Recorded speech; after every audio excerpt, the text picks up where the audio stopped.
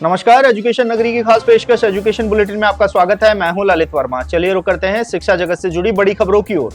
53,749 पदों पर आयोजित हुई चतुर्थ श्रेणी कर्मचारी भर्ती में पदों के वर्गीकरण का मुद्दा अब साफ होता हुआ नजर आ रहा है। भर्ती में एमबीसी, ओबीसी, एससी और एसटी वर्ग के अभ्यर्थियों के पदों में भारी कटौती के आरोप लगाए जा रहे थे।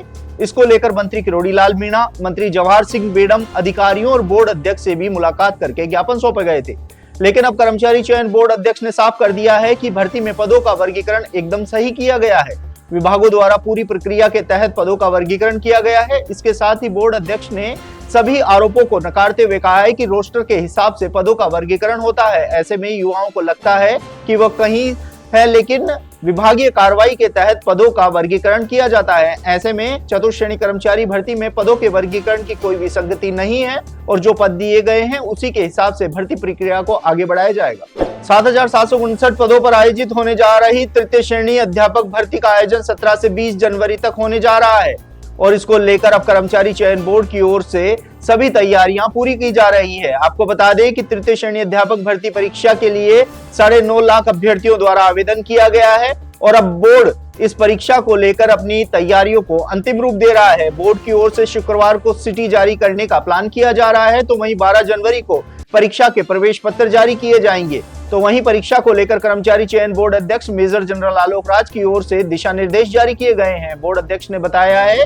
कि परीक्षार्थियों को समय पर परीक्षा केंद्र पर पहुंचना होगा, तो वहीं सर्दी के मौसम के हिसाब से बोर्ड की गाइडलाइन के अनुसार पालन करने के निर्देश भी दिए गए हैं। इसके साथ ही बोर्ड अध्यक्ष ने परीक्षार्थियों से अपील की है कि किसी भी जालसाज या दलाल के चक्कर में आए बिना ही परीक्षा में शामिल हो, नहीं तो इसका भारी खामियाजा भी भुगतना पड़ सकता है। एसआई भर्ती 2025 में आयु सीमा में छूट की मांग को लेकर युवाओं ने सुप्रीम कोर्ट में याचिका दायर की थी, जिस पर कल सुनवाई होने जा रही है। आपको बता दें कि 2021 की एसआई भर्ती विवादों में रहने के साथ ही नई भर्ती के लिए 4 साल बाद आने के चलते 2021 के ऐसे बहुत से अभ्यर्थी थे जो ओवरएज हो चुके थे। हालांकि युवाओं की ओर से सरकार और आरपीएससी के सामने आयु सीमा में छूट देने की मांग रखी गई थी, लेकिन सुनवाई नहीं होने के चलते युवाओं ने कोर्ट का दरवाजा खटखटाया था। एकल पीठ ने अभ्यर्थियों को राहत देते हुए भर्ती में शामिल करने के आदेश दिए, लेकिन खंडपीठ ने एकल पीठ के आदेश पर रोक लगा दी थी, जिसके बाद युवाओं ने अब सुप्रीम कोर्ट का रास्ता किया है। सुप्रीम कोर्ट में शुक्रवार को इस मामले पर सुनवाई होगी। सूरजमल मीणा की याचिका में सरकार व डीजीपी सहित अन्य को पक्षकार बनाया गया है। 3,705 पदों पर पटवारी और 850 पदों पर वीडियो भर्ती में अब कौन सी भर्ती में पहले नियुक्ति मिलेगी ये तो वक्त ही बताएगा, लेकिन प्रदेश के युवा बेरोजगारों ने दोनों ही भर्तियों की एक साथ नियुक्ति देने की मांग सरकार और कर्मचारी चयन बोर्ड के सामने उठाई है। गौरतलब है कि करीब 300 अभ्यर्थियों का दोनों ही भर्तियों में कॉमन चयन हो रहा है। ऐसे में अगर पहले जिस भी भर्ती में नियुक्ति दी जाती है तो अभ्यर्थी पहले नौकरी की उम्मीद में नियुक्ति प्राप्त कर लेगा और जब दूसरी भर्ती में नियुक्ति होगी तो अभ्यर्थी वरीयता अनुसार पहली पोस्टिंग को छोड़ सकता है, जिसके चलते अब बैकलॉग में जाने का खतरा भी बढ़ गया है, क्योंकि राजस्थान के नियम के अनुसार बैकलॉग के पदों को वेटिंग से नहीं भरा जा सकता है। ऐसे में दोनों ही भर्तियों से जुड़े युवाओं ने मांग की है कि दोनों ही भर्तियों में अगर सरकार साथ नियुक्ति देती है तो पदों के खाली होने का खतरा खत्म हो जाएगा और वेटिंग में रहने वाले अभ्यर्थियों को नौकरी की सौगात मिल सकती है।